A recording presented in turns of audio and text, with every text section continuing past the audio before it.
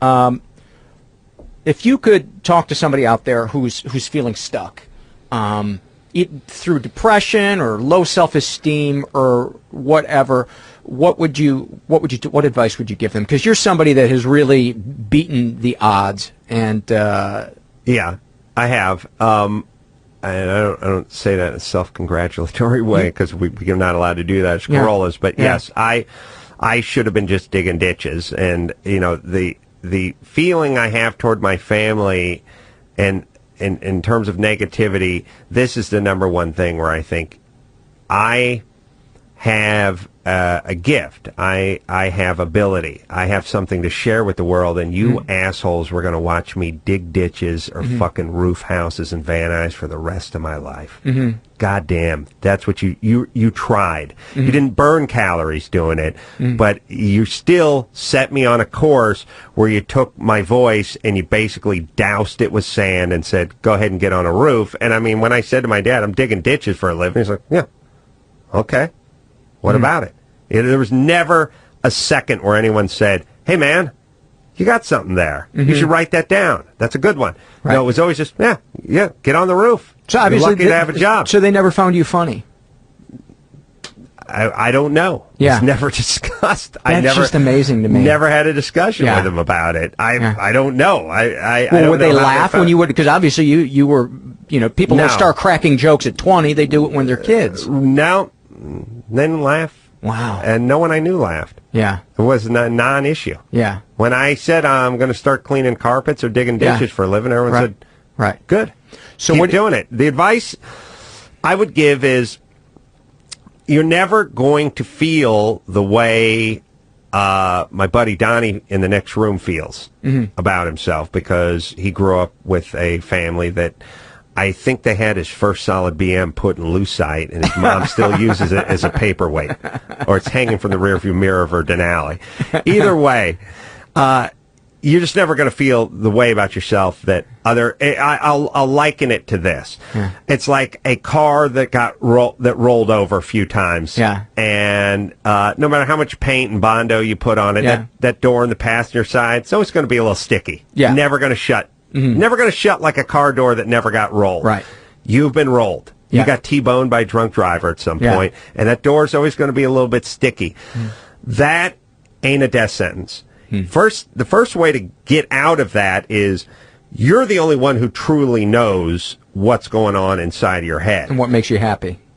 And what makes you effective. Yeah. And the point is the rest of the world, you show them a winner, you show them an efficient person, you show them a happy person, you show them a person that's a good employee, you show them a person that's a good husband or a good father or a good neighbor. You show them that person, they'll take your word for it. So first things first, whatever chaos is going on in your head, it can stay in your head. It does not have to be projected onto the rest of the world. Yeah. You can climb the corporate ladder and be the CEO of Nabisco and have all the negative thoughts in your fucking head bouncing around like a ball inside a spray can if you show up to work on time every day, if you clean the gravy stains off your suit lapel, if you act as if. I always talk to Drew about this. Maybe you're crazy. Maybe you're depressed. Maybe you feel like shit inside.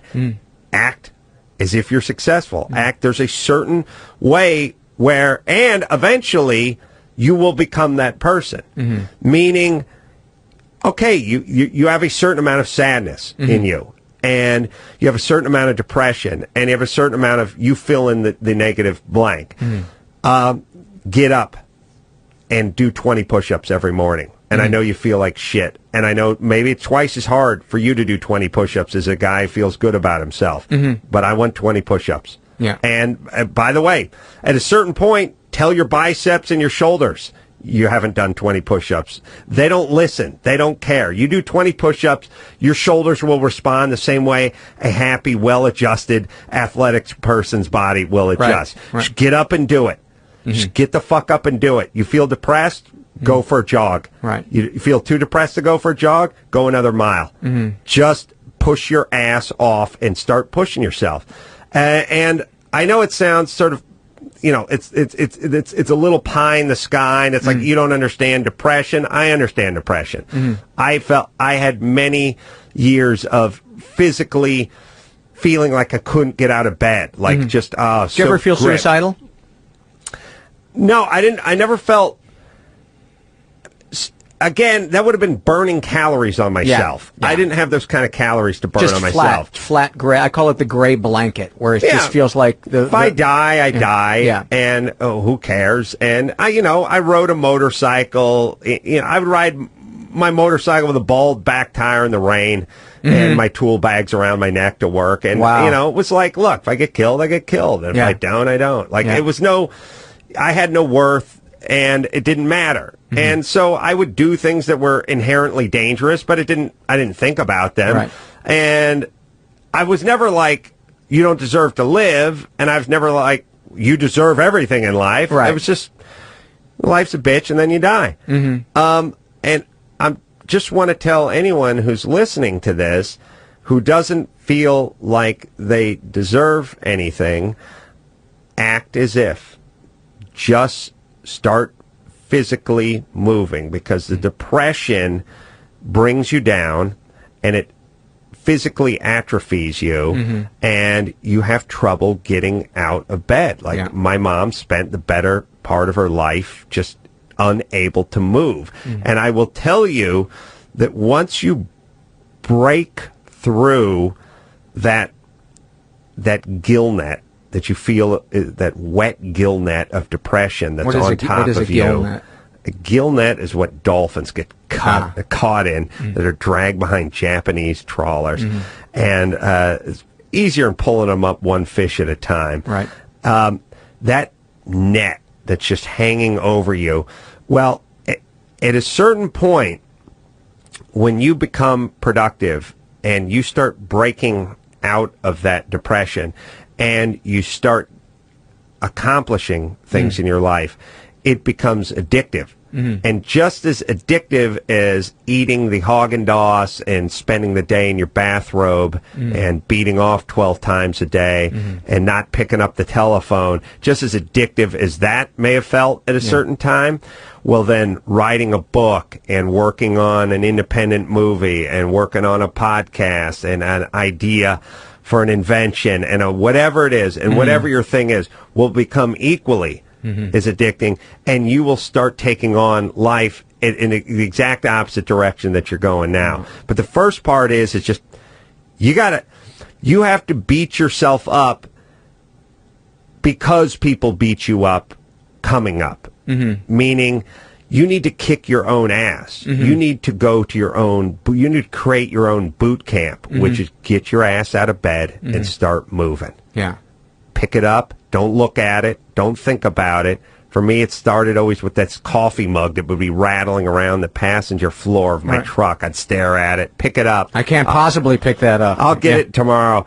Now, get it now. You know what? It can stay till tomorrow. Yeah, but then you'll bring another mug in there, and it's going to clank around, and the handle's going to break. And I realized I just spent 20 minutes sitting in my... Right. Don't spend 20 minutes staring at the mug. Just do it. Go get it. Yeah. And eventually, you'll just be that person that grabs the mug and brings it into the kitchen. Maybe you're insane, maybe you're lazy, maybe you're depressed, but you know what? The mug's in the sink. Yeah. Well, that's great advice, and I also think talking to people about what's going on inside you is a huge help too. Thank you so much for taking time out of your schedule to talk about this stuff with me, and hopefully we'll. There's a bunch of questions that I didn't get to that we'll do a part two. We'll do a part two. But thank you so much for being my guest. And if you're out there and you're feeling like nobody understands you, you're wrong, because there is help and you are not alone. So I thanks think there's more people that understand you that don't. Yeah. Yeah. And the ones that seem like they're the furthest away from understanding you, probably were deeper into it than you are at some point. That's probably true. Yeah. That's probably true. Thanks a lot, Adam. Sure, Paul. And don't forget to go to the website, mentalpod.com. You could also type in mentalillnesshappyhour.com, but you might get writer's cramp. So go check it out.